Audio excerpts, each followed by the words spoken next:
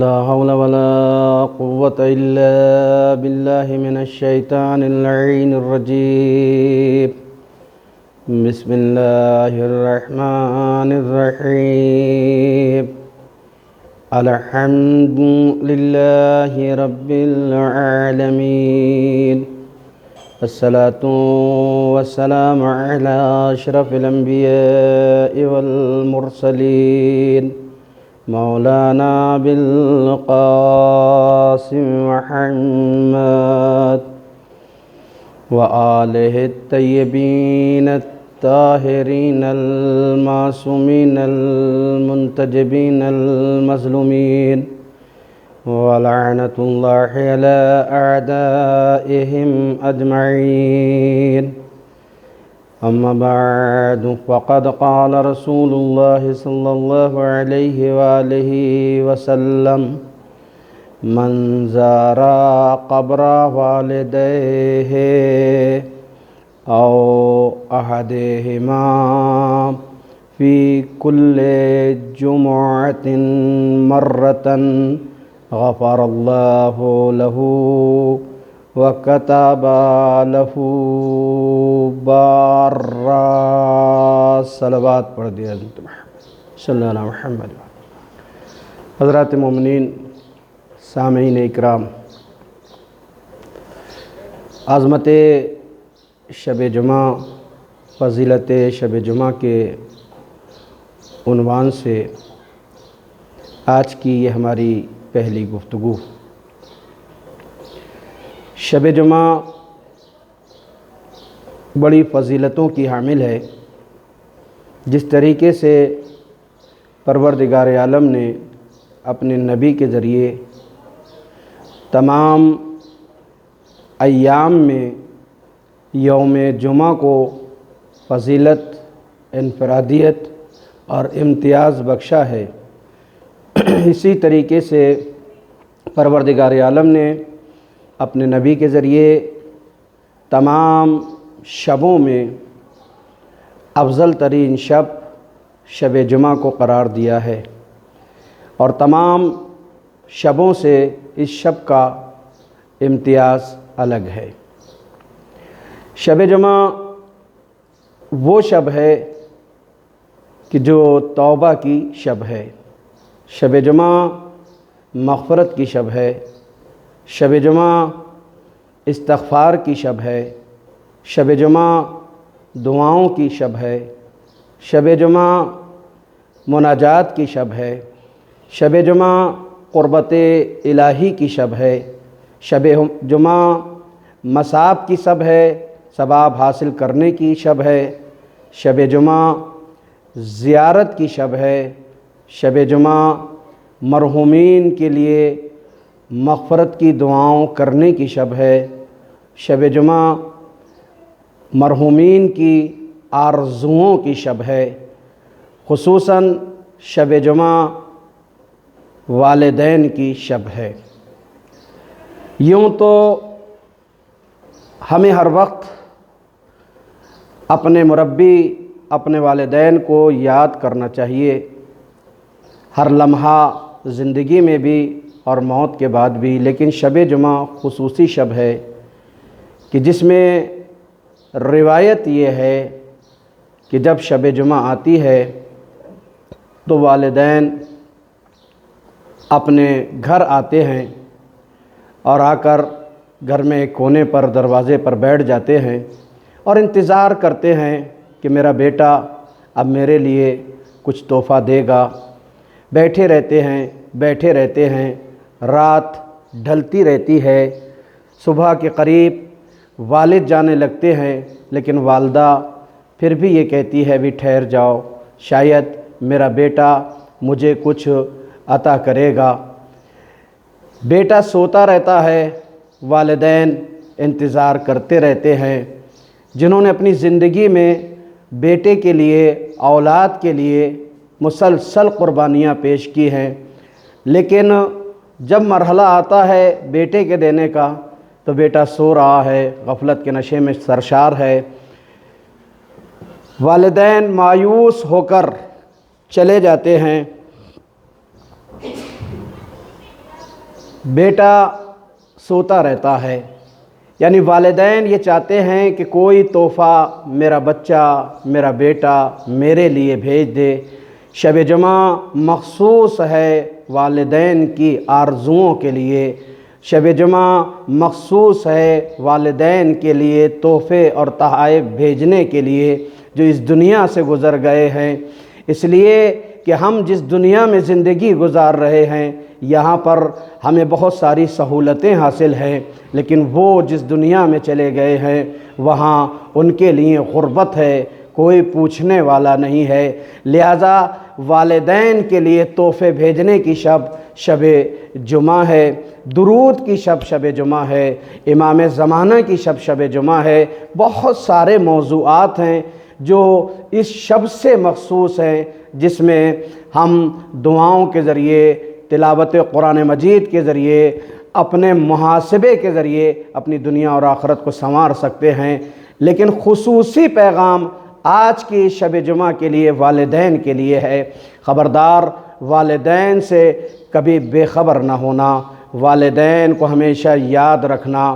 حدیث رسول ہے، نبی نے یہ فرمایا ہے، من زارا قبر والدیہ، جس نے اپنے والدین کی، ماں اور باپ کی قبر کی زیارت کی، او احدہما، یا ان میں سے کسی ایک کی قبر کی جو زیارت کی، فی کل جمعۃ مرتن، ہر جمعے کو ایک مرتبہ، یعنی شب جمعہ والدین آرزو رکھتے ہیں، اور صبح جمعہ نبی فرماتے ہیں کہ جس نے ایک مرتبہ اپنے والدین کی قبر کی زیارت کی، کتب اللہ غفر اللہ لہ، تو پروردگار عالم اسے بخش دیتا ہے، وکتب اللہ لہ بارا، اور پروردگار عالم اس کے لیے، یعنی بیٹے کے لیے جو باپ کی زیارت کر رہا ہے قبر کی، لکھا جاتا ہے کہ یہ بیٹا باپ سے نیکیاں کرنے والا ہے۔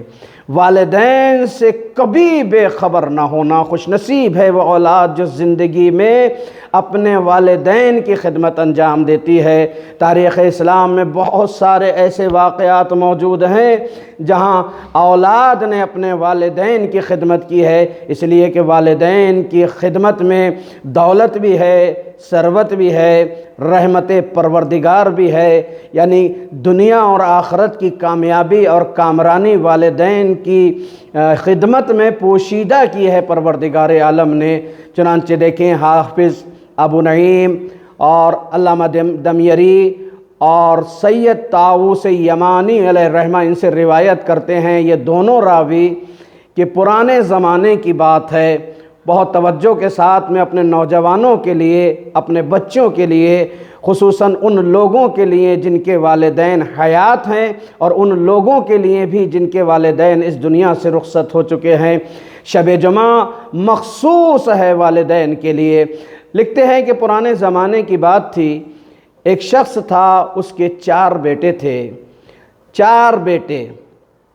یہ بھی ایک المیہ ہے آج کے اس دور میں کہ ایک باپ اور ایک ماں 8 9 10 اولادوں کی پرورش کرتی ہے، لیکن جب وہ ضعیفی میں ڈھل جاتے ہیں، ضعیف ہو جاتے ہیں، ناتواں ہو جاتے ہیں، کمزور ہو جاتے ہیں، تو وہی 8 9 بیٹے مل کر بھی والدین کی خدمت نہیں کر پاتے ہیں۔ کتنے افسوس کا مقام ہے۔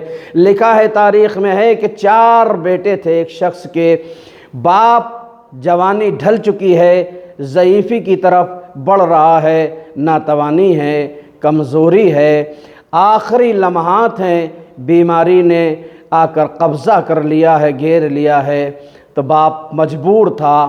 جو 4 بیٹے تھے ان میں سے ایک بیٹے نے کہا، سنو، ہمارے بابا ضعیف ہو چکے ہیں، ناتواں ہیں، کمزور ہیں، اب ہمیں ضرورت ہے کہ ہم اپنے والد کی خدمت کریں، اپنے باپ کی خدمت کریں، انہیں ہماری ضرورت ہے، ان کے آخری لمحات ہیں، جتنی خدمت والد کی ہو سکے ہم 4 بھائی مل کر خدمت کریں۔ اس کے ساتھ میں اس نے ایک شرط رکھی کہ جو بھی خدمت کرے گا اپنے والد کی، اسے میراث نہیں ملے گی۔ 4 بھائی تھے، کہا کہ جو بھی خدمت کرے گا، دیکھیں کتنی عجیب شرط رکھی بیٹے نے کہ جو باپ کی خدمت کرے گا ایک بیٹا تو اسے میراث نہیں ملے گی، جو خدمت نہیں کریں گے ان کو میراث ملے گی۔ 3 بھائیوں نے جب یہ سنا کہ خدمت کرنے کے عوض بھی میراث ملنے والی نہیں ہے تو انہوں نے کہا کہ ہمیں ایسی خدمت نہیں کرنی ہے، تم خود خدمت کر لو، ہمیں میراث چاہیے۔ چنانچہ اس بیٹے نے باپ کی خدمت کرنے کے لیے آمادہ ہو گیا اور بھائیوں سے باپ کو لے لیا، مسلسل دن رات اپنے بابا کی خدمت کر رہا ہے۔ وہ لمحات بھی آتے ہیں کہ باپ اس دنیا سے رخصت ہو جاتا ہے، ادھر باپ اس دنیا سے رخصت ہوا، ادھر میراث باپ کی تقسیم ہو رہی ہے۔ 3 بھائی ایک جگہ پر اکٹھا ہو گئے اور انہوں نے طے کیا شرط کے اعتبار سے ہم تمام بابا کی میراث کو 3 بھائیوں میں تقسیم کرتے ہیں، اور باقی ایک رہا تو اسے میراث نہیں ملے گی، اسے میراث نہیں ملے گی۔ خوش نصیب تھا وہ بیٹا۔ دنیا سمجھتی ہے کہ والدین کی دولت ہماری میراث ہوتی ہے، لیکن یہ خوش نصیب بیٹا ہے جو یہ دنیا والوں کو بتا رہا ہے کہ یاد رکھو والدین کا ترکہ میراث نہیں ہوتا ہے، والدین کی خدمت کر لینا ہی اصل میراث ہے۔ ایک صلوات پڑھیں عظمت محمد و آل محمد، اللہم صلی علی محمد و آل محمد۔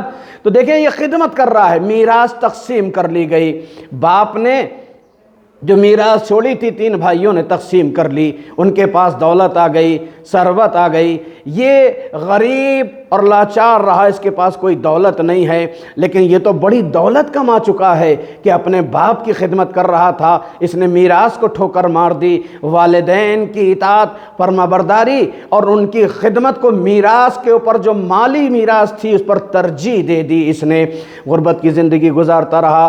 ایک دن اس نے اپنے بابا کو خواب میں دیکھا، بابا آئے ہیں اور کہہ رہے ہیں بیٹا تو بڑا پریشان ہے، تو نے میری بڑی خدمت کی تھی، میں یہ چاہتا ہوں کہ تجھے کچھ تحفہ دوں، گھر کے فلاں جگہ پر جا اور وہاں 100 دینار رکھے ہوئے ہیں، زمین کھود کر ان 100 دینار کو باہر نکال لے۔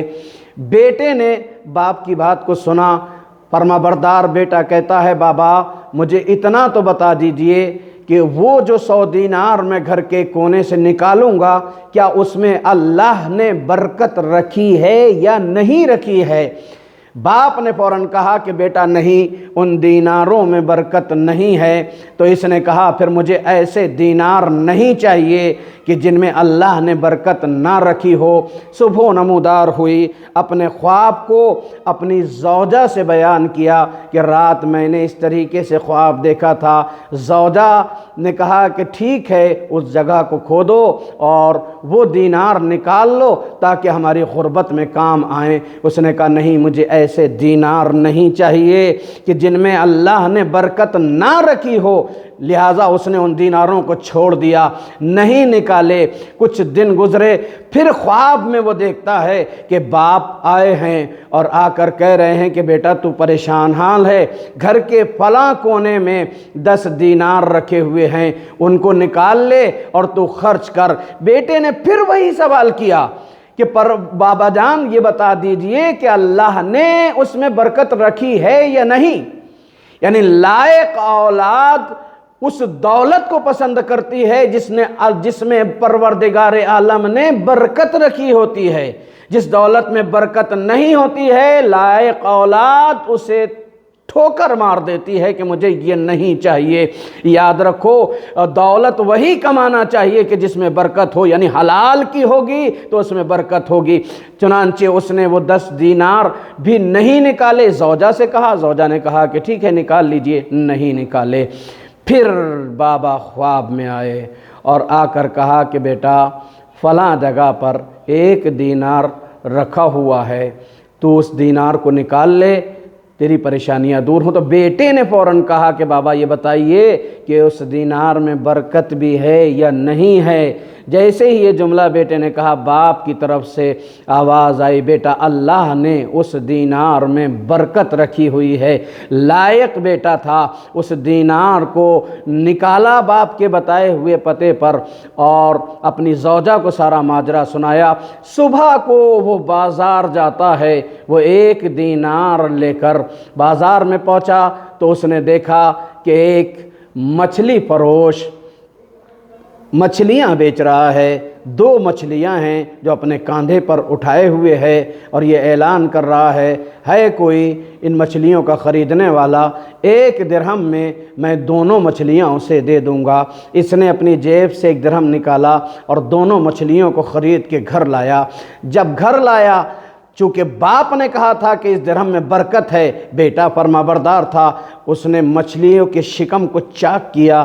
جب چاک کیا تو اس میں بہترین خوبصورت در، بے پناہ قیمتی 2 موتی برآمد ہوئے۔ ایک مچھلی کے شکم سے 1 موتی نکلا، دوسری مچھلی کے شکم سے 1 موتی نکلا۔ وہ ان موتیوں کو دیکھ کر خوش ہو گیا۔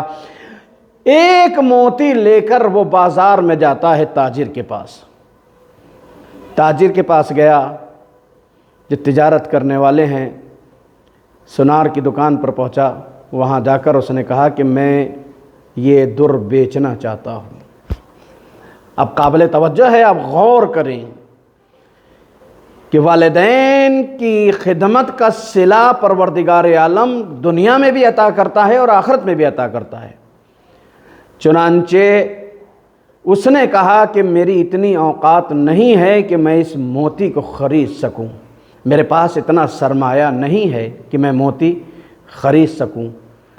پھر کہا اس کی قیمت اگر تجھے کوئی دے سکتا ہے تو وہ بادشاہ دے سکتا ہے، اس کے دربار میں چلا جا۔ یہ اس موتی کو لے کر بادشاہ کے دربار میں پہنچتا ہے۔ کہا حضور میں اس موتی کو بیچنے کے لیے آیا ہوں۔ بادشاہ نے موتی دیکھا، حیران ہو گیا کہ اتنا قیمتی موتی اس کے پاس کہاں سے آیا۔ بادشاہ نے کہا کہ میں اس کی قیمت دینے پر تیار ہوں۔ کہا کیا دیں گے آپ اس کی قیمت؟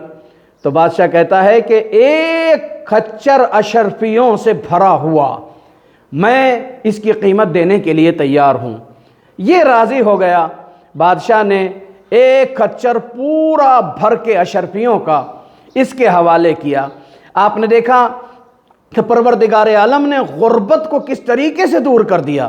جہاں ناداری اور غربت کی زندگی بسر کر رہا تھا، اپنے والد کی اطاعت کی، والد کی دیکھ بھال کی، ان پر رحم کیا تو پروردگار عالم نے اسے امیر بنا دیا، دولت والا بنا دیا۔